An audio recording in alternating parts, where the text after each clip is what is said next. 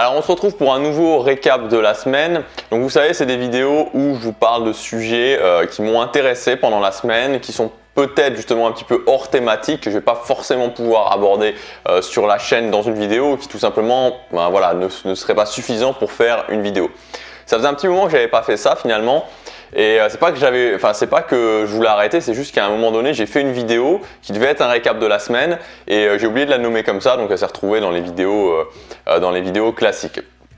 Donc aujourd'hui, la première chose dont je voudrais vous parler, c'est un livre que je suis en train de lire et qui prend plus de temps que prévu parce qu'il est vraiment long. C'est Le Cygne Noir. Donc le Cygne Noir, c'est une sorte de... Alors c'est pas du tout développement personnel, c'est une sorte de... c'est orienté philosophie, vraiment c'est philosophie scientifique. Donc l'auteur c'est un ancien trader et on retrouve vraiment ça, je trouve, dans la façon qu'il a d'écrire.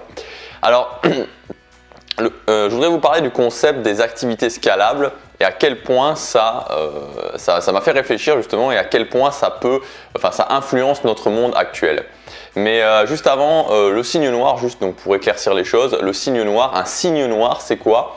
C'est un événement qui va se produire, mais qui était hautement improbable, complètement imprévisible et qui va changer le cours total de votre vie. Alors pour vous donner un exemple, ça peut être si vous allez, on va dire que vous partez en voyage, vous allez prendre l'avion, donc il y a quelqu'un qui vous accompagne à l'aéroport, vous allez prendre votre avion. Au moment de prendre votre avion est annulé. Vous rappelez cette personne pour qu'il vienne vous rechercher à l'aéroport. Cette personne ne peut pas venir vous rechercher à l'aéroport parce que à ce moment-là, il y a une tempête de neige, on va dire, cette saison en plus. Et donc vous vous retrouvez à aller à l'hôtel à côté de l'aéroport. Et à l'hôtel à côté de l'aéroport, à la réception, vous rencontrez une fille, cette fille est à la réception, vous lui parlez, vous l'invitez à boire un verre le soir et finalement, vous allez vous marier avec elle, vous allez faire votre vie avec. Ce qui fait que c'était hautement improbable et complètement imprévisible parce qu'il fallait que vous ratiez votre avion, il fallait qu'il y ait une tempête de neige qui empêche la personne qui vous avait accompagné de revenir vous chercher, il fallait choisir encore le bon hôtel, il fallait que cette personne, la fille que vous allez ensuite épouser, soit présente ce jour-là, à cette heure-là, à cet hôtel. Bref, il y avait un tas de... C'était complètement improbable et ça a bouleversé totalement le cours de votre vie. Donc ça, c'est un cygne noir. Donc il y en a des positifs, il y en a aussi des négatifs. Alors, le concept des activités scalables, c'est quoi? C'est tout simplement le fait que notre monde, et c'est la théorie qui est défendue par l'auteur et que je trouve assez exacte, notre monde est de plus en plus inégalitaire, il y a de plus en plus d'injustices quelque part dans notre monde parce qu'il y a de plus en plus d'activités qui sont scalables.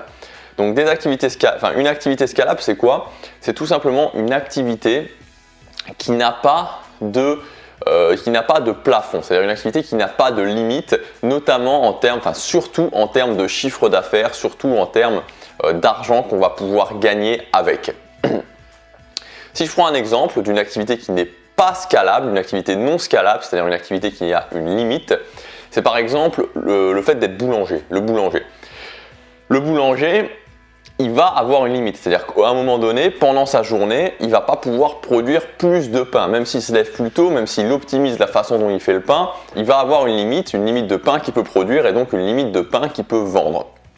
Il va pouvoir effectivement employer d'autres personnes, mais ces personnes vont elles aussi avoir une limite, c'est-à-dire que pour un certain temps passé, ils ne pourront produire qu'une certaine quantité de pain, de pâtisserie, de ce que vous voulez, et donc ils ne pourront en vendre qu'une certaine quantité. Même s'ils ouvrent des franchises, chacune de ces franchises, chacune de ces unités aura une limite, et il aura une limite de chiffre d'affaires à un moment donné.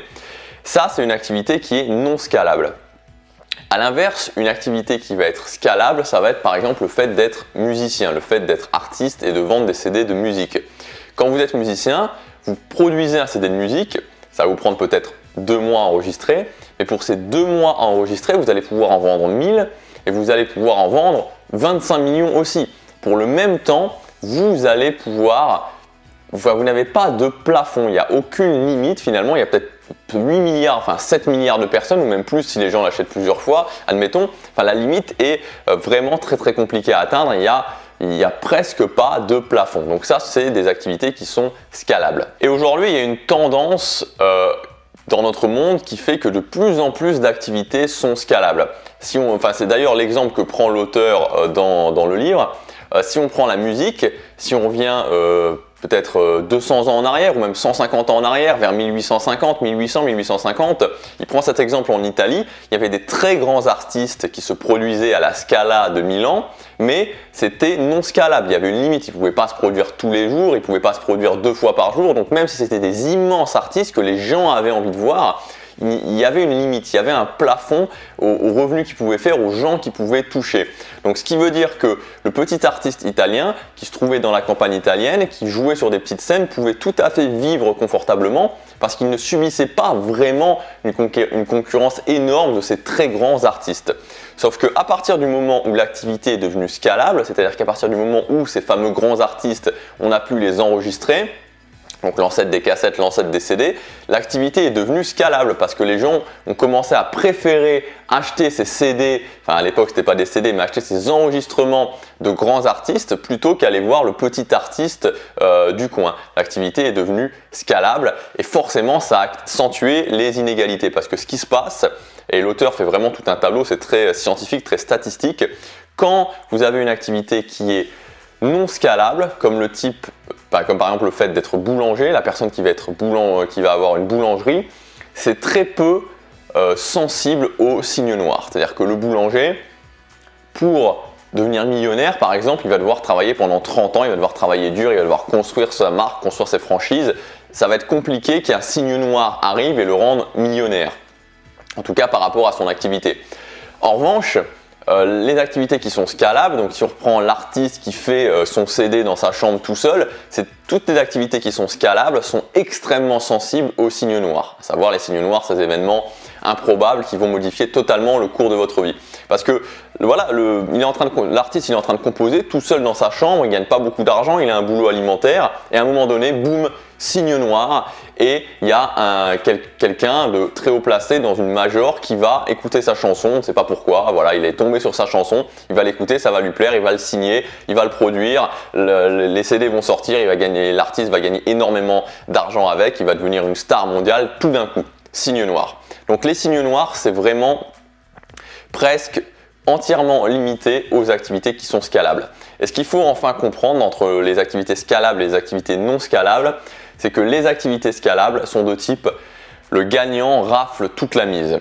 C'est-à-dire que quand on reprend les musiciens, c'est une activité scalable, comme je vous l'ai dit, enfin le fait d'être artiste et de sortir des CD, c'est une activité qui est scalable, ce qui veut dire que le gagnant rafle toute la mise. Il y a très peu d'artistes qui se partagent l'immense majorité du gâteau. Donc il y a très peu d'artistes qui gagnent énormément d'argent et tous les autres galèrent. En revanche, les activités non scalables, comme le boulanger, c'est-à-dire que c'est plus ou moins équitablement réparti. En tout cas, il y a beaucoup moins d'inégalités en termes d'argent. Elles sont beaucoup moins importantes. Donc voilà, c'était quelque chose que j'ai pris un petit peu de temps pour l'expliquer. J'espère que je ne suis pas allé trop vite.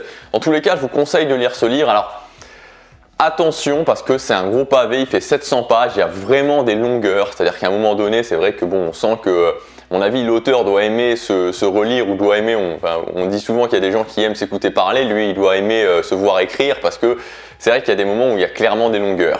C'est pas un livre orienté de développement personnel, donc c'est-à-dire que c'est pas du tout un livre où vous allez avoir un plan d'action même.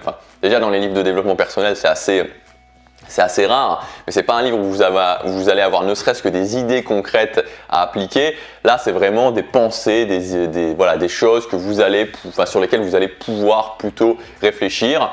C'est long à lire, c'est pas forcément facile à lire, ça demande de prendre du temps, mais c'est quelque chose. Voilà, si ça vous intéresse, si vous avez envie un petit peu d'aborder ces livres un peu philosophiques, je vous conseille de le lire. Il y a des concepts qui sont vraiment très intéressants et qui font réfléchir. Et si vous êtes un créateur de contenu, je vous encourage à essayer d'aller lire ce type de livre, de lire des livres un petit peu différents parce que ça peut nourrir votre réflexion et donc vous pouvez construire de plus en plus votre identité, de plus en plus votre vision du monde et c'est toujours ça qui est important quand on est un créateur de contenu. Alors voilà, page fermée pour ce qui concerne le signe noir et les activités scalables. La deuxième chose que je voulais vous dire, c'est que je compte vraiment améliorer ce studio. J'ai oublié, en fait, je voulais vous dire quelque chose de particulier à propos de ça. mais je suis en train de me rendre compte que je l'ai oublié. Bon bref, tant pis, c'est pas grave. Voilà, en fait, le fait que j'ai investi dans ce nouvel appareil photo, le 70D, il y a quelques jours, j'ai fait des tests justement en mode manuel. Je me suis lancé, je me suis dit, allez, ok, je vais aller au-delà de ma peur, je vais mettre le mode manuel, je vais commencer à régler l'ISO, je vais commencer à régler le shutter speed. J'ai plus les mots en français parce que je regarde des vidéos en anglais. L'aperture aussi, enfin toutes ces choses, la balance des blancs, je vais commencer à me lancer là-dedans. Et donc ça m'a donné vraiment de nouvelles possibilités que n'avait pas le G7X, où c'était plus compliqué, particulièrement avec cet éclairage artificiel, parce que vous voyez là j'ai un éclairage artificiel, et je suis pas super content parce que même en réglant l'appareil photo, mes éclairages se règlent pas. Donc je vais vraiment investir dans un nouveau set d'éclairage. Je vais en profiter aussi pour pouvoir un petit peu voilà, combler les vides, mettre de nouvelles choses qui représentent vraiment un peu voilà, mon identité, ce que je pense, parce qu'il y a encore un petit peu de place. D'ailleurs j'ai trouvé un excellent site. Je vous en parlerai dans une prochaine vidéo.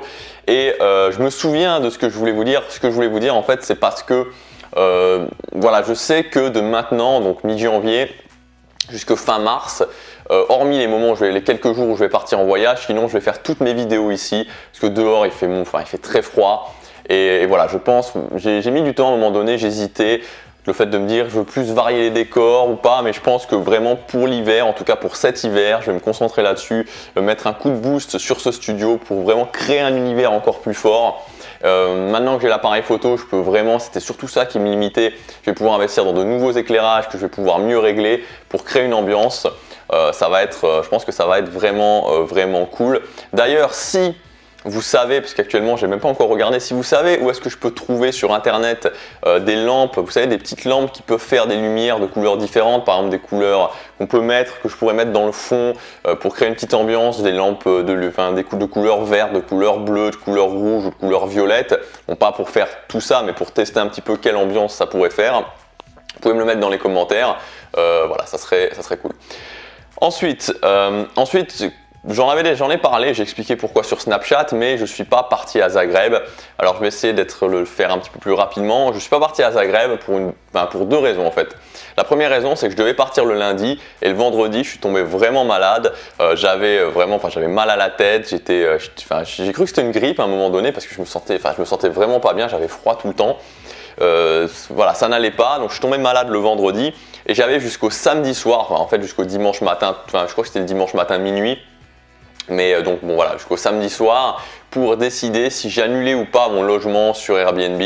Donc j'ai pris la décision de l'annuler parce que je me sentais pas bien et aussi tout simplement parce que à Zagreb sur cette semaine-là ils annonçaient en température maximale -5 je crois. Donc c'était -10, -5 en moyenne. Et j'avais pas mal souffert du froid à Budapest, enfin ça m'avait empêché vraiment de visiter la ville, c'est-à-dire que je sortais 2 heures vraiment bien couvert et je rentrais, j'étais frigorifié.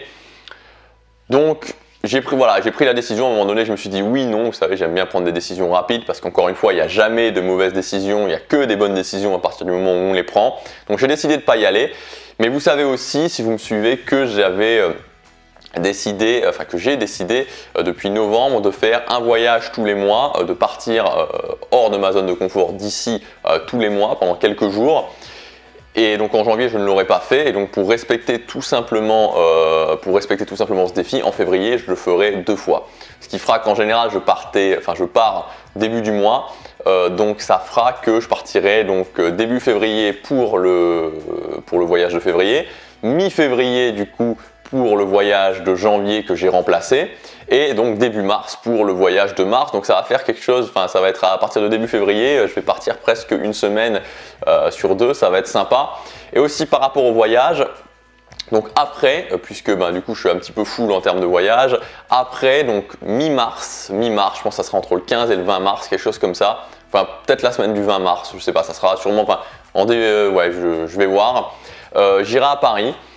Je vais aller à Paris, voilà, mi-mars, vers mi-mars. Donc ceux qui seraient éventuellement intéressés, donc je le répéterai, mais déjà je le dis, ceux qui seraient intéressés par faire un resto, se faire un petit resto tranquillement, ou alors tout simplement faire une vidéo avec moi ou juste se rencontrer, voilà, mi-mars je serai à Paris, donc ça peut être sympa.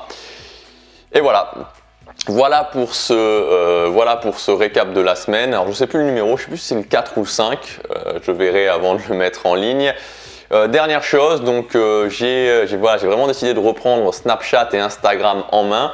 Donc Instagram, il y a une photo qui est publiée par semaine et Snapchat, il y a 5 snaps par jour. Et vraiment, je suis super content sur Snapchat parce que j'ai des bons retours et surtout, vous avez été très nombreux à m'ajouter. Vous êtes environ 30 à m'ajouter sur les derniers jours sur Snapchat. J'ai de plus en plus de monde qui me suit. J'essaie vraiment de vous montrer les coulisses, de parler de choses, évidemment desquelles je ne parle pas sur la chaîne YouTube parce que sinon, ça fait doublon. Et voilà, si vous voulez vraiment en savoir plus, voir les investissements que je fais, enfin ce genre de choses, les idées que j'ai, des fois quand je lis des livres, après ça me donne des idées et je peux les partager directement sur Snapchat, vous pouvez m'ajouter. Je vous dis à demain pour la prochaine vidéo, passez à l'action, chaque jour compte.